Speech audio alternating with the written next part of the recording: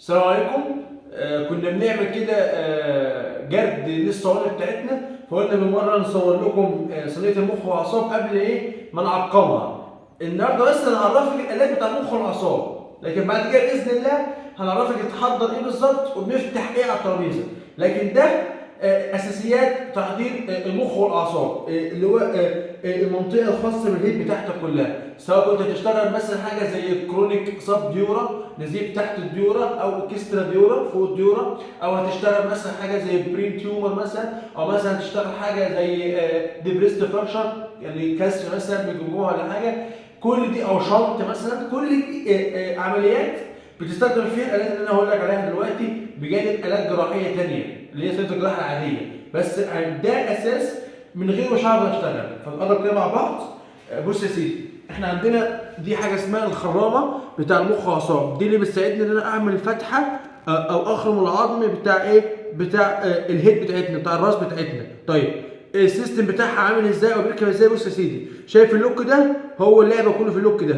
طيب انا عندي مثلا دي مجموعه من الاسلحه اللي بتساعدني افتح المخ بتاعنا، افتح الجمجمه بتاعتنا او الهيد بتاعتنا.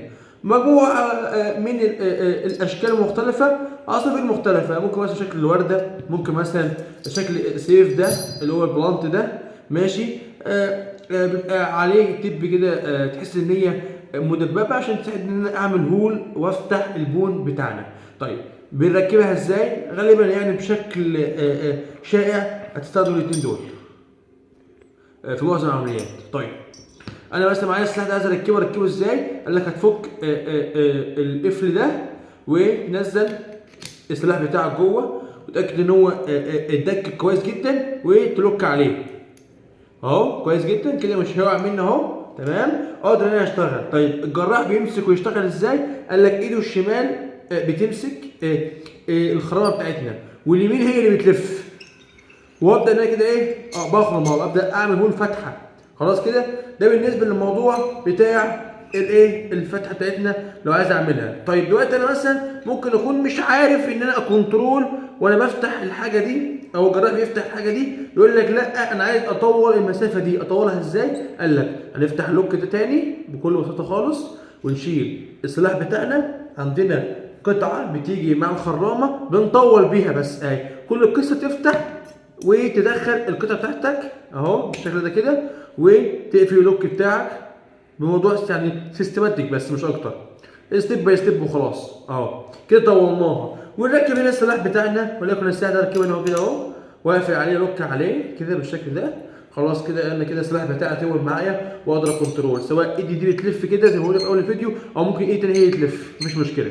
يعني هو مش قران، هو مش حاجه ثابته، ممكن دي اللي بتشتغل او دي اللي تشتغل، مفيش مشكله. كده احنا طولنا السلاح واقدر كنترول وافتح الفتحه بتاعتنا. طيب فتحنا وعايز ارفع فلاب، عايز ارفع جزء من الجمجمه بتاعتنا، من المخ بتاعنا، من العظام اللي على البرين بتاعنا. طيب بحتاج ايه؟ قال لك بعد ما اعمل كام فتحه باخد حاجه اسمها جايد، اسمه جايد او مدخل جيجلي. تاني اسمه ايه؟ جايد مرشد، جايد يعني مرشد او مدخل جيجلي. ده بدخله بين الفتحه والتانيه عشان خاطر اقدر ان انا عن طريق السلاح ده سلاح شارب بنسميه جيجلي سو او منشار جيجلي، جيجلي سو او منشار جيجلي. ده منشار بيساعدني ان انا اقطع بيه او ارفع فيه الفلابه، يعني اعمل بيه اشيل بيه العظم اللي انا عايز اشتغل مثلا في المنطقه الفلانيه، فعايز ارفع جزء من العظم مثلا،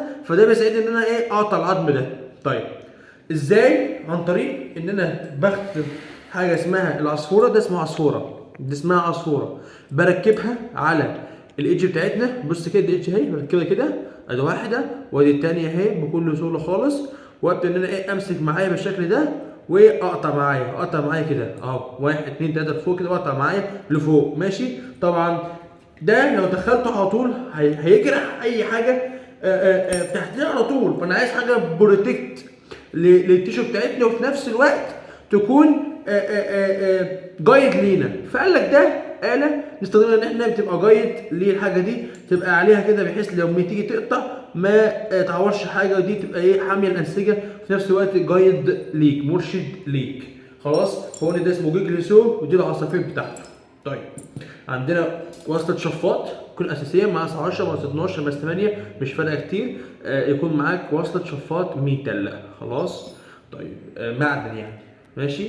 طيب يكون معاك ايه؟ يكون معاك حاجه اسمها السباتولا او معلقه المخ، اسمها سباتولا او معلقه المخ. خلاص. دي يعني التكنيك بتاعها بسيط خالص، سباتولا او معلقه ايه؟ المخ. طبعا يكون معاك حاجه اسمها كاروسون، ده اسمه كاروسون. الكاروسون ده منه احجام من 1 ل 6 مثلا. خلاص. اسمه كاروسون. خلاص. يبقى لازم يكون معاك في عمليات المخ واللمبر والسيرفايكال وكل الحاجات دي. تمام. بس في اللمبر والسيرفايكال بنزود آلة اسمها بانش، ان شاء الله هنصورها لكم في فيديو لوحدها. لكن ده اسمه كاريسون. خلاص.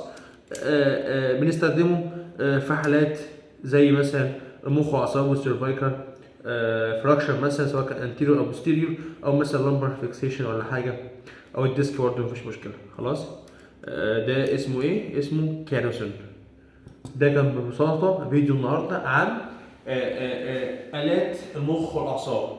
هل الآلات دي كده بتبقى معايا على الترابيزه لوحدها؟ لا، انت بتفتح حاجات كتير قوي. بتفتح حاجه اسمها باتي، ولما مش باتي في حاجه اسمها كودمن، ده يعني باتي بس صناعي. خلاص. مش باتي البلدي بتاعنا اللي هو القطن وعليه خيط. يعني بتفتح سرير جراحه وبتفتح حاجات كتير جدا جدا. احنا بس اللي اتكلمنا عن الآلات اللي تبقى مختلفه على الترابيزه هي دي، انما الباقي ده سهل خالص. الفرش والسبر بتاعنا والجراحه والجبنه ومش عارف ايه والحقن بتاعنا، كل ده هنوريه لك.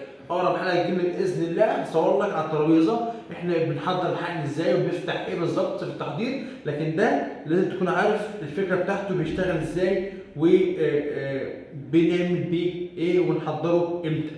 تمام. ده كان فيديو النهارده، اتمنى يكون عجبك. لو انت على اليوتيوب تعمل لايك وشير وسبسكرايب، ولو انت على فيسبوك تعمل اشتراك في القناه. ان شاء الله اشوفك على خير في الفيديو الجاي. سلام.